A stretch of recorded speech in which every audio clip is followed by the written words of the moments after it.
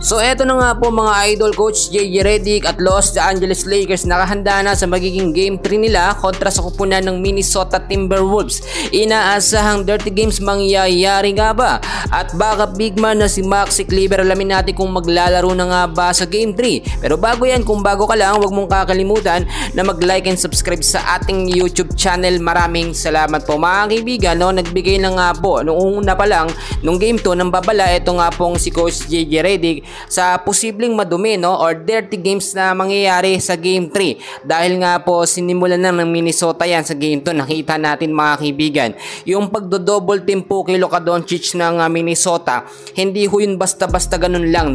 Nakita natin na talagang may plano sila na ma-foul out or masagad sa foul etong si Luka na gumagawa ng puntos sa Lakers. Highest leading scorer kasi at ball handler eto nga pong si Luka Doncic. So yung number 1 na tinatarget ng Minnesota. Paano ko nasabi? Kitang-kita nyo naman mga idol, At alam nyo, ang history sa paglalaro ng Minnesota dito nga po sa playoffs, medyo madumi.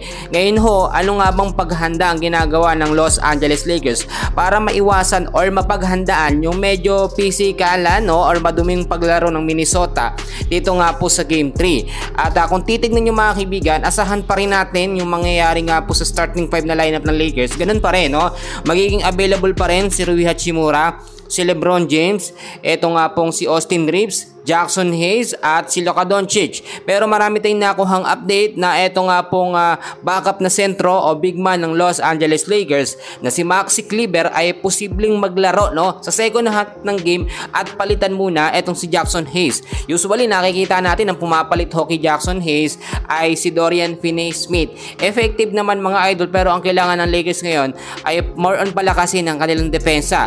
So opensa, wala naman tayong problema, meron tayong Austin Reeves dyan, si Luka Doncic, nakita nyo naman kahit malalayo talaga, hindi yung chamba mga idol, mas lamang yung mga pumapasok na tira or 3-point shot po ni Luka kaysa sa hindi. Meron pa rin tayong Gabe Vincent at Dalton Knecht, and hopefully gamitin na nga po si Dalton.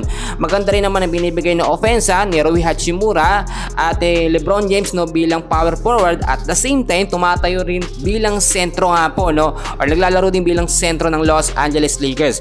Eto pa mga kaibigan nyo, alam nyo sa Game 3 medyo pisikalan nito at kinakailangan makuha ng Lakers ang pagkapanalo. Ngayon ho, ang Minnesota Timberwolves mga idol, nagbago na rin ang sistema nila, more on palalakasin nila ang kanilang opensa sa first half ng game at sa second quarter doon sila babanat ng depensa. Kaya napansin nyo, nagalit na galit etong si JJ Redick dahil ngayon kalamangan ng Los Angeles Lakers hindi ho na-maintain. Minsan lamang naman lamang ang Lakers sa first half ng game, pero pagdating ng second half, sa third and sa fourth quarter ng game, magugulat ka kasi lumalamang humahabol po ang kalaban. Yun ho ang nagiging problema ng Lakers, kahit nakakalamang sila ng matataas na puntos sa first half, nahahabol at nahahabol sila. Pero nakita natin dyan, kung hindi ho kasi babaguhin ni JJ Redick or hindi niya gagamitin yung second unit nga po ng lineup ng Lakers sa second half ng game, baka ganun nga ang mangyari. Kasi yung starting 5, alam nyo, sagad na sagad at pagod na pagod yan mga kaibigan.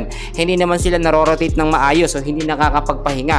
Lalo na si Luka Doncic, si LeBron James, si Austin Reeves, yan yung mga talagang gumagawa ng punto sa Lakers. Kung hindi sila mabibigyan ng sapat na pahinga, baka mahirapan ng Lakers mga kaibigan at umabot pa hanggang Game 7 ng laban sa Minnesota Timberwolves. So yun lamang update ko ngayon, and please pakiusap ako ng like and subscribe mga idol.